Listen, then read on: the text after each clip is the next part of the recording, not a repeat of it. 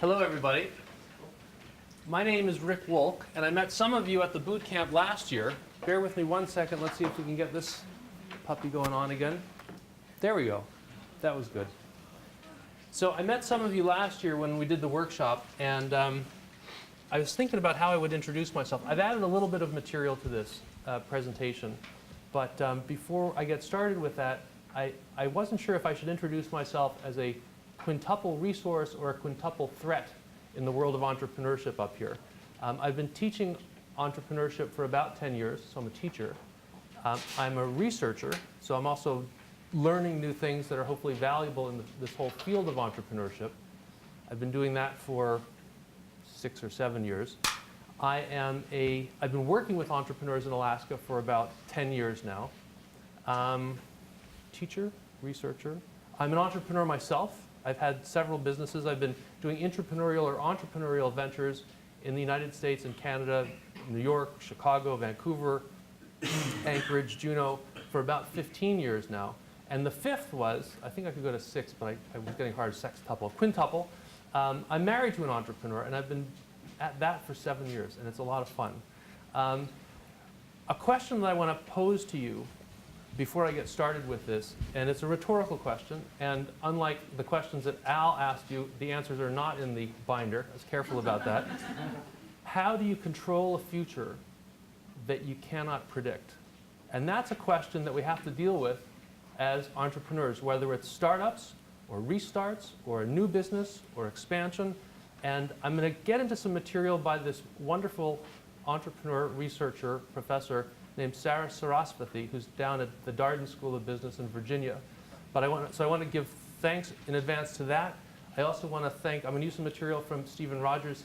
His expertise is diffusion of innovations, and also Jack Kaplan and Tony Warren as well. This is a presentation about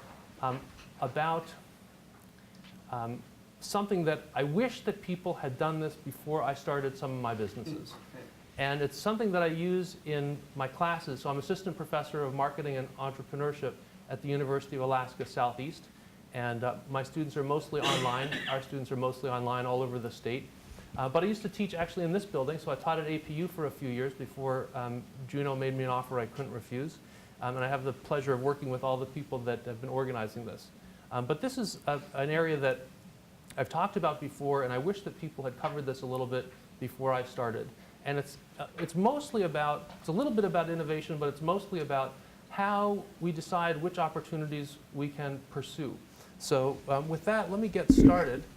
And some of the things that we want to think about, why do we care about this? And one of the reasons, obviously, is because, if we're going to innovate, we're going to be starting, we're starting and growing businesses. So to do that, in essence, we sort of have to innovate in one way or another. And Mark and Al talked a little bit about innovation already. And Richard's here from the Alaska Manufacturing Extension Partnership, AMEP, which is an incredibly important resource here in the state and really one of the part of the entrepreneurial ecosystem. But the shift to a service economy is really important. There are so many more services that are being offered and sold in our era that have ever been sold and developed and sold in history. So this is really important, and I'm sure that AMEP runs into this a little bit because there's not a heck of a lot of manufacturing. There's some, but there's not a heck of a lot of manufacturing that's going on in Alaska for various reasons.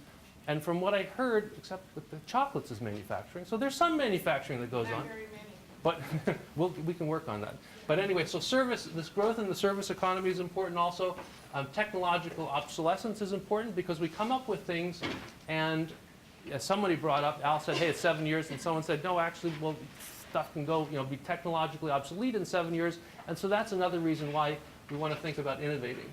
Now, this concept of diffusion of innovation isn't a type of innovation, but it's more of a reminder to me, because I turned 50 last year, that I better talk about that. But first, I want to talk about these different types of innovation, this incremental versus radical.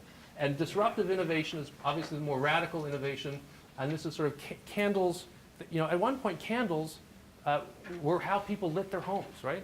And that sort of moved to incandescent lighting, which has now moved to CFL, which is now moving to LEDs. But you can see this these radical shifts in how things are done. But that doesn't mean that candles go out of business, right? So we just put in an order to a company called Party Light. And does anybody do business with Party Light? Yeah, Juneau, it's dark, especially this time of year. It's dreary. Sometimes the sun comes out. All the tourist pictures for Juneau, they always show you when the sun's out, and those are, I think, two pictures both taken on the same day. But it actually is nice, right? But we use candles a lot during the winter time. And from what went on in a long time ago before electricity, candles were a necessity. But now this has evolved into designer candles. And so we had, I think we put in an order for a couple of $100 worth of candles. I'm more like the vanilla candle guy. My wife's more the honeydew and cinnamon candle girl. But we get them in different shapes and sizes. So there's different things that can happen out there in the world. And as Mark and Al talked about, it's like, how can we do things differently? How can we innovate and do things a little bit differently that are valuable to potential customers and existing customers? So when I talk about innovation, before I talk about diffusion of innovation, it doesn't matter when something was developed. It could have been 5 years ago, it could have been 50 years ago, it could have been 500 years ago. When people are reacting to this innovation, let's talk about the people that are reacting being your customers or your potential customers. As long as their perception of this thing, this new service, this new product, if their perception is that this is new, it's an innovation to them. And so you can look in many different places, and a lot of people travel. If it was made in Timbuktu 100 years ago and no one's doing it here in Anchorage, or if it's being done in Seattle today and no one's doing it here in Anchorage, you bring it into the market, and that's innovation.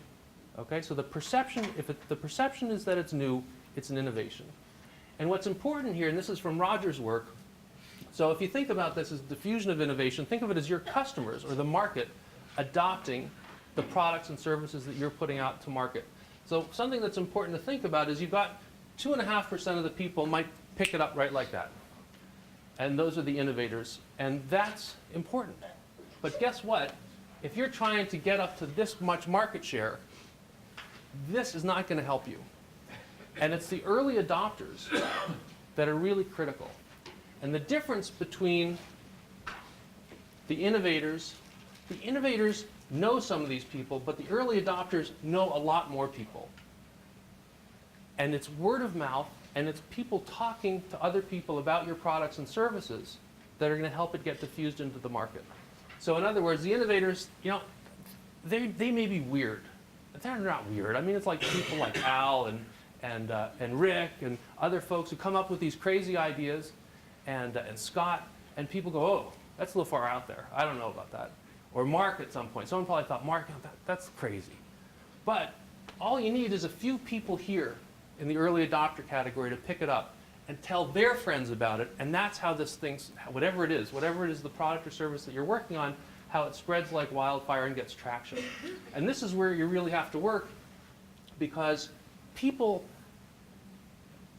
innovations tend to diffuse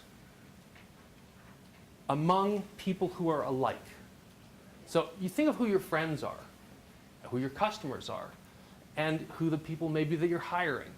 We tend to surround ourselves with people who are like us. And that's how innovations are easily diffused. You tell somebody, hey, I've got an idea. They go, that's pretty cool. Or I found this new type of candle. Well, that's pretty cool. But other people who aren't like us hang out with other groups. And so you have to figure out who to tap into, and social media is really helpful for that. But anyway, this is just think about that if you're trying to get your idea or product or service into market, your innovation to market. So things that you can think about as far as how to come up with ideas, new ideas or little tweaks on existing ideas. One way to do it is analogs. And the story of Leaf Busters, so in other words, look for something that's being done in perhaps a completely different industry, in a circle of people completely different from you, and go, that could work in my business. And Leaf Busters looked at the agricultural business, and they saw that different crops came up at different times of the year, and the international harvester equipment that was being moved from this part of the U.S. to that part of the United States, it fluctuated with the seasons. The harvest season changes, right, based on climate. Right? Does that make sense? So Leaf Buster said, cities have problems, maybe not Juneau and Anchorage, but we're a small part of the country. Cities have problems cleaning up leaves. So maybe we can do the same thing. We can do contracts with different cities at different times of the year using the same set of equipment. So that's what I mean by analogs. Intersections of technology trends.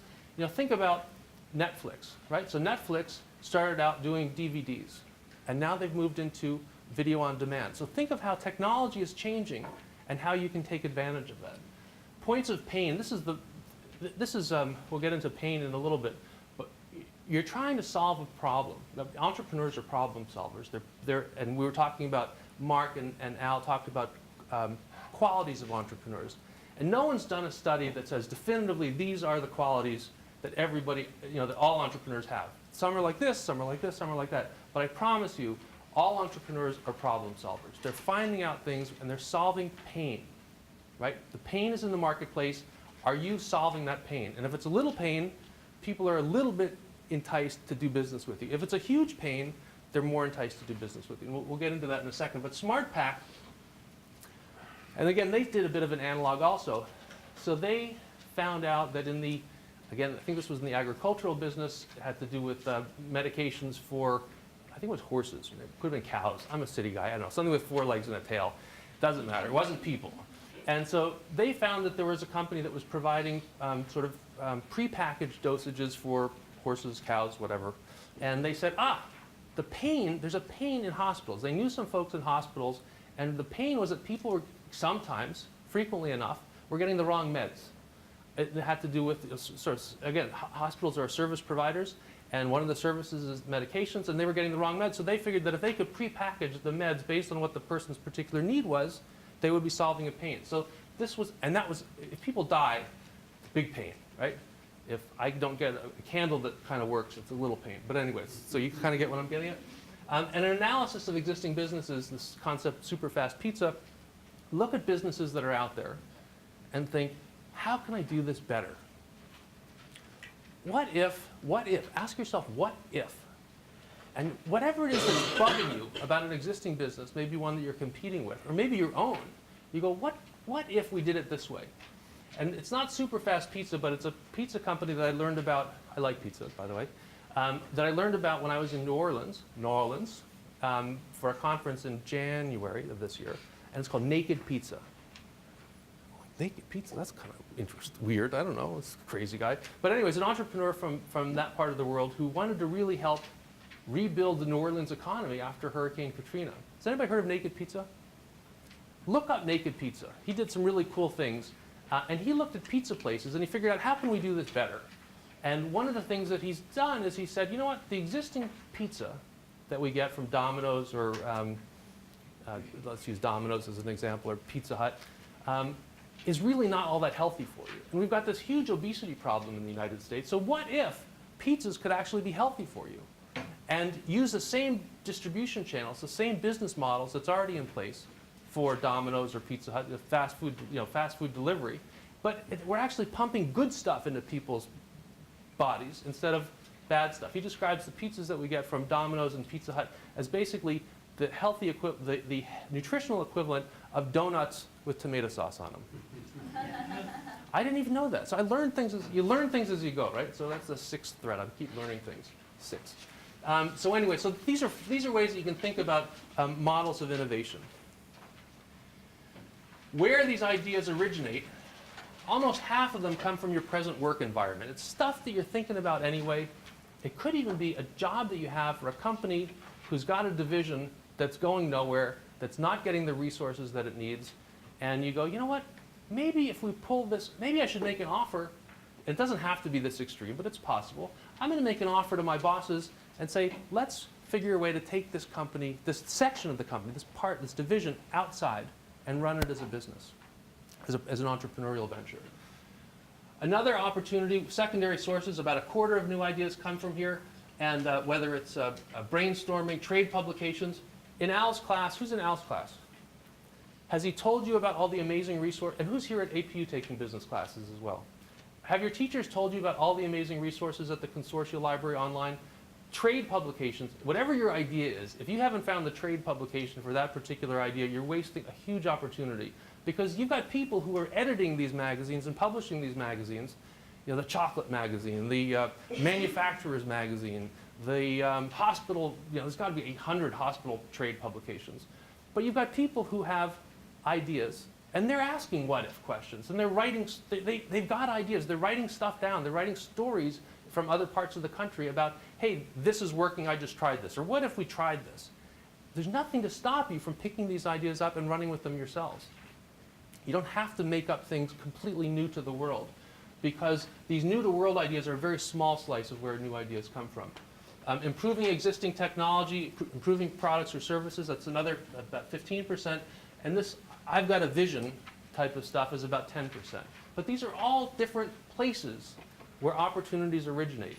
I've got a vision, and I share it with my wife, and I say, what if our business, and in this case, I'm not talking about her accounting business, but it is critical because that's not my, I'm not good at that. I'm better at marketing. You heard this going back and forth. She's way better at the financial side of things and the accounting side of things, and I help with the marketing, and so we're good complementary skill sets. And I think Al and Mark both hit on how important that is. If you're good at something and you're not good at something else, one, get better at something else, but two, try to bring somebody along who can help with that. But anyway, Bobby started an executive coaching business about 3 years ago.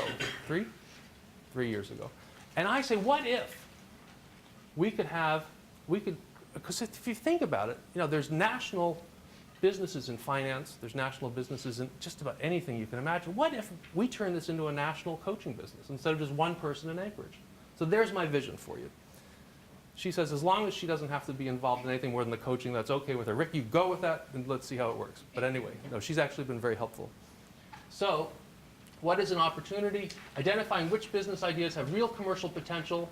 And this is one of the most difficult things that entrepreneurs run into, because we come up with ideas. Remember, I started this by saying that I wish that someone had introduced this stuff to me before I started my first business. And I've been running, let's skip the entrepreneurial stuff, which was doing for about 5 years, but the entrepreneurial things I've been doing for about 10 years. And so it's very challenging. So seize the opportunity, know what factors can create opportunity out of an initial idea. So just the idea is one thing, and you know, how does that opportunity track? So Kaplan and Warren talk about 5 phases to success. Seizing the opportunity, okay, fine. Investigating the need. I'm going to give you another perspective on this, but this is really important. Developing the plan. What resources are we going to need to do this, okay? And then managing the business. And very different from I've got an idea to managing the business, which is another area where entrepreneurs struggle sometimes. People sometimes think, hey, you know, I like to come up with ideas, but I don't want to run the business. And that gets to be challenging because you got to get the idea and then go through these different stages, investigate the need, do a little bit of research, talk to people, right? And students, I was told this from some of my colleagues when I was down in New Orleans, and I've practiced this. I've done a little research in the classroom, and I find it to be true.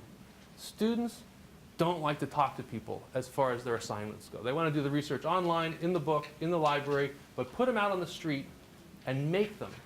So I'm challenging you. And maybe Al and Scott do this already. Talk to people. Investigate the need. Talk to people. If I say, hey, is there a need for your product? You're in one of my classes. You're going to say, of course there is. Is it a big need? Sure it is. But have you talked to anybody about it? I emailed somebody. Why don't you get in touch with somebody? Well, I emailed somebody, but they didn't email me back. Persistence? How are you going to be persistent if you give up after one email attempt? And how much effort does that really take? But if you actually go and you knock on doors and you talk to people and you find the people who know, and you say, is there a need? What was your business that you were thinking about? The drone business. Is there a need for this business? Well, you happen to know there's a need for this business because there is. I know that. What's yours? What was your business idea? Don't know yet. How about you? We're together. Who's got a business idea and they're not sure if there's a need yet? I have an idea.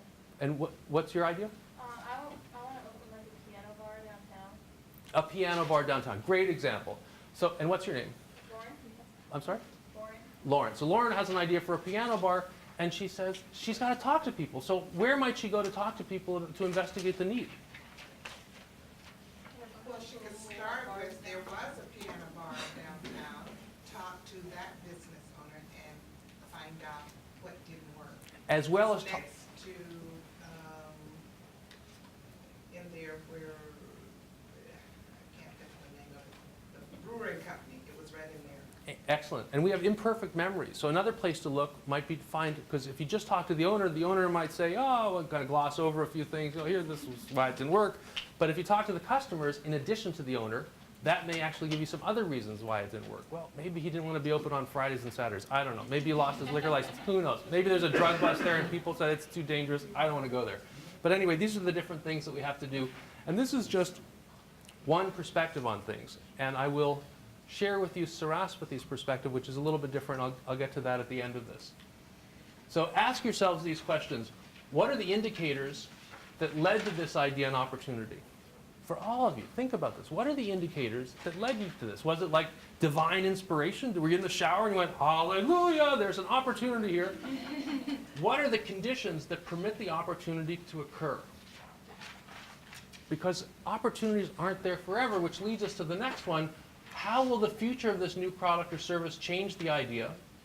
And how great in terms of time is the window for this opportunity? And we talked about technological obsolescence as just one possibility.